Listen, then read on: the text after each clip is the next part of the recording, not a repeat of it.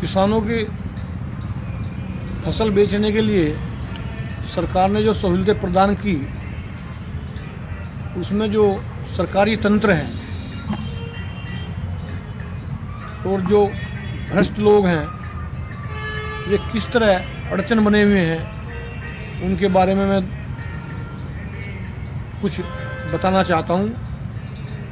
जब किसान आड़ती के पास अपना अनाज लेकर जाने लगे, तो क्योंकि वहाँ आड़तियों के जो होते थे वो एक लाइसेंस 10-20 लोगों के होते तो किसानों में से ही थे, किसानों के बच्चे होते थे। लेकिन जब वहाँ लोग बेचने जाने लगे तो उनके संपर्क में आने से, एक जान पहचान होने से, मेल मिलाप होने से, तो वहाँ एक ग्रुपबंदी सी हो गई। जब 20 लाइसेंस वाले हैं तो 20 के पास 20-20, 25-25 किसान जाने लगे। यहाँ पर समस्या ये है कि समस्या क्या है, एक बेनिफिट भी है अर्थीयों का। वो ये है, किसान जो आमतौर से कहते हैं और बोलते हैं बेनिफिट की बात, वो ये है कि अर्थी उनको बगैर ज़्यादा प्रोसीजर फॉलो किए जब मर्जी उधार दे देता है। जब किसान पहुँचता है अर्थी के पास, अर्थी उधार देने को तैयार हो जाता है और आमतौर से ये इंटरेस्ट रेट काफ़ी हाई होता है, पर फिर भी किसान उसके खुश है कि उसको बगैर दिक्कत के समय पर थोड़े से पैसे तो मिल गए, एज़ कम्पेयर टू अगर हम जैसे कंपेयर करें कि गन्ना बेचा और उसके बाद कई महीने इंतज़ार करना पड़ा पैसे लेने के लिए और किसान को पैसे की ज़रूरत थी। उस कंटेक्स्ट में अर्थियों का थोड़ा सा कि आपस की सांठ-गांठ के बारे में बात कर रहे हैं आज।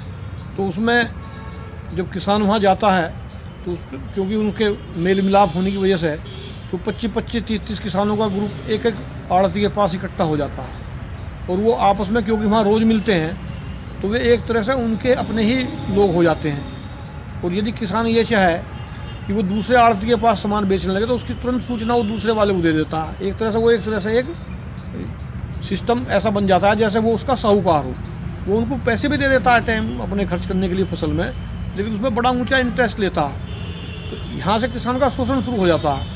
हालांकि सरकार ने कोऑपरेटिव के माध्यम से, सोसाइटी के माध्यम से खाद भी देती है और चीज़ भी देती है, लेकिन क्योंकि कैश पैसा जो लिक्विड मनी है उसको किसान के पास हमेशा समस्या बनी रहती है, इसलिए वो वहाँ फंस जाता है। जो FCI के गोदाम के जो अधिकारी हैं वे भी आड़तियों से मिल जाते हैं। अब किसान आड़ती से पीछा छुटाने के लिए उन्होंने सोचा भी चलो ठीक है, आड़तियों पर नहीं बेचता, FCI के गोदाम पर लेकर पहुँच गया। एक तो FCI के गोदाम जो देश के आज़ाद होने से जैसे बने थे वैसे के वैसे ही हैं। उन पर टीन शेड पड़ी हुई है, कहीं खुले में गेहूँ पड़ा हुआ ख़राब होता रहता है, उनका कोई नवीनीकरण नहीं हो पाया। एक तो सबसे बड़ी गड़बड़ यहाँ पर है। दूसरे जो अधिकारी है वो क्या करता है, उन आड़तियों से मिला होने के कारण उस किसान से कहेगा भाई यहाँ पर तो बोरे नहीं, यहाँ जगह खाली नहीं, आज लेबर नहीं, आप चले जाइए सब वापस, 3 दिन बाद ले आना। तो उसे इतना परेशान कर देता है किसान को कि वो मजबूर होकर फिर आड़ती पर पहुँच जाता है।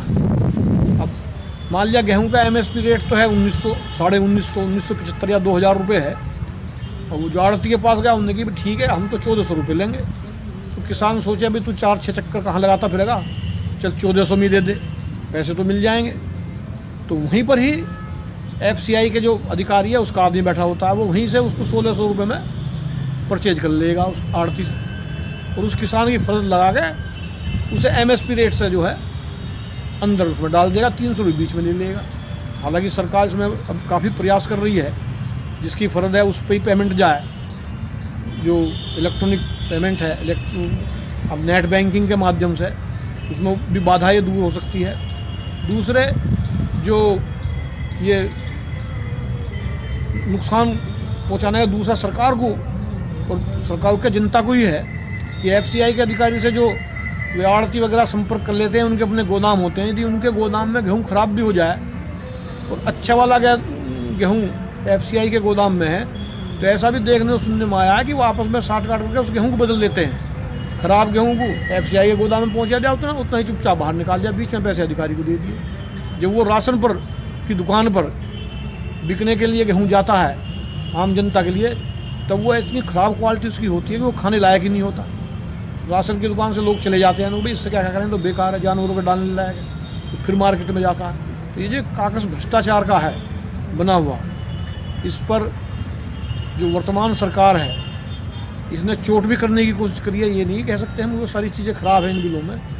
इस बिल के माध्यम से इन पर चोट होगी, ये भी खंड बिखंड हो जाएंगे, लेकिन किसान के हित का ध्यान रखना, कहीं वो इसमें ज़्यादा ना पिस जाए, ये बहुत ज़रूरी है।